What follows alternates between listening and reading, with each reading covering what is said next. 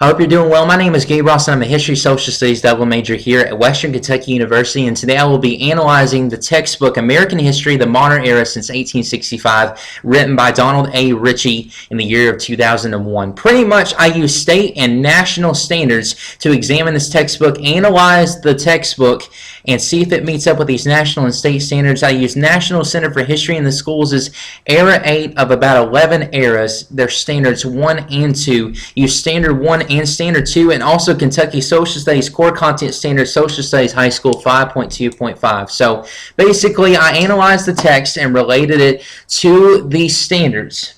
For the first standard, the causes of the Great Depression and how it affected American society, it does discuss unemployment and financial difficulties, a range of discussion about minorities and immigration involvement and being affected. However, it does not discuss Roosevelt's personal hardships or anything around his regime, or rather his term.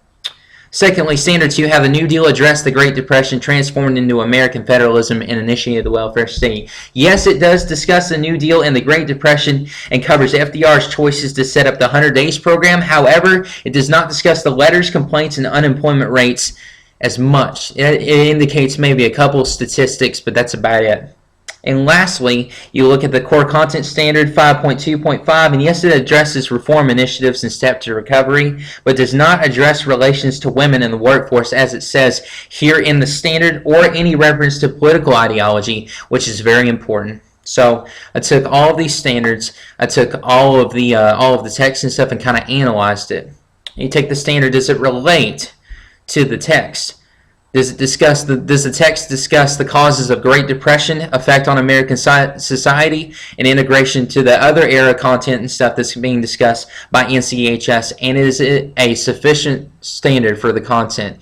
Yes, yes, yes, and yes. Because I thoroughly examined it, and you're just going to have to trust that. Secondly, the NCHS Standard 2 from Era 8. Does it discuss the New Deal?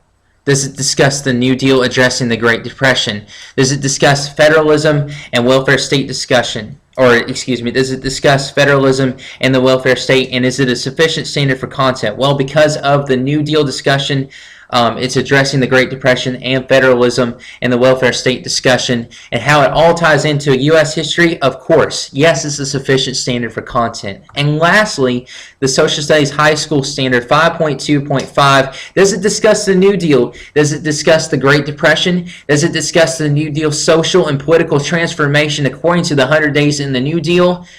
So all of it together, does it allow for a sufficient or does it allow to be because of all this, is it a sufficient standard for content? So it addresses all three of these, therefore it's a sufficient standard for content.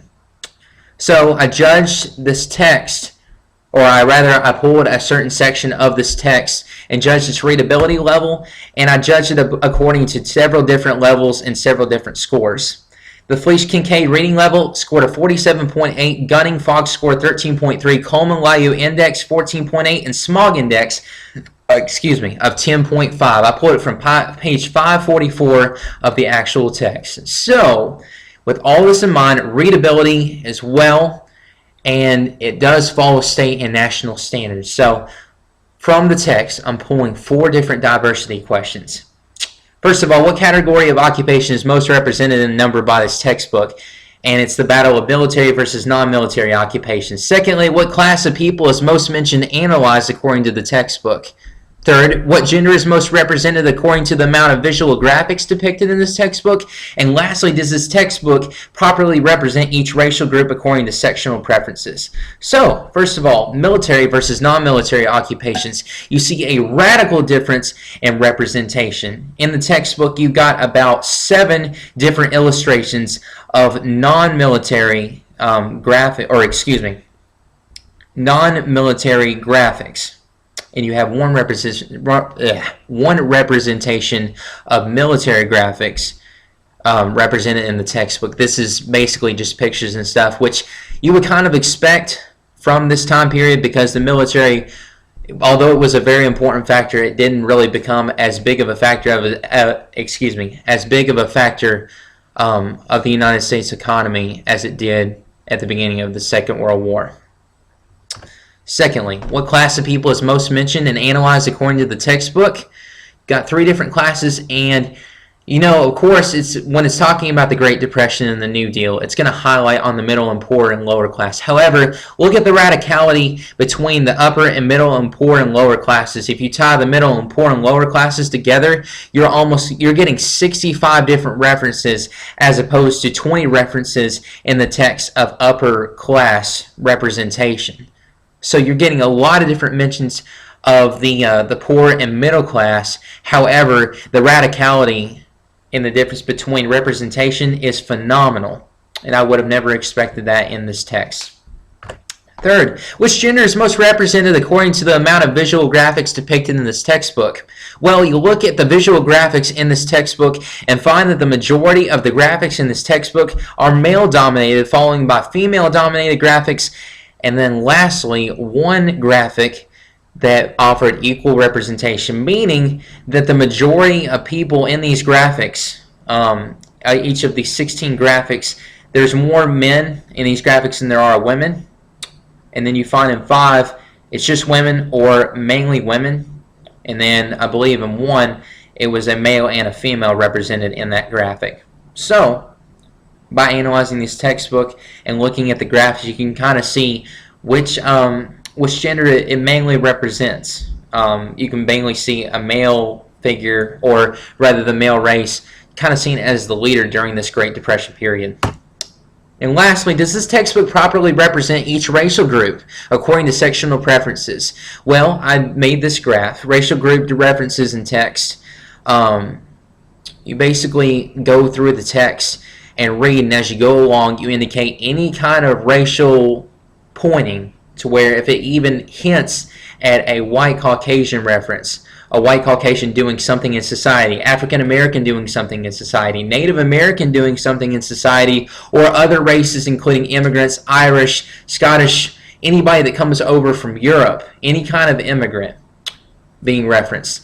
I listed it all right here.